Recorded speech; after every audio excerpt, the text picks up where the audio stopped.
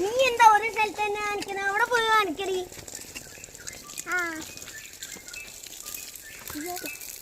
ഇങ്ങനെ ഇറക്കടി.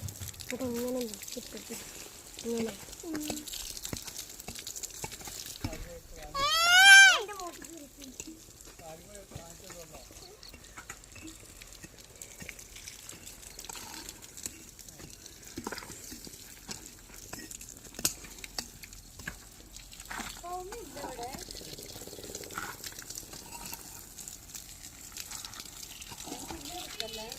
നീയുണ്ട്.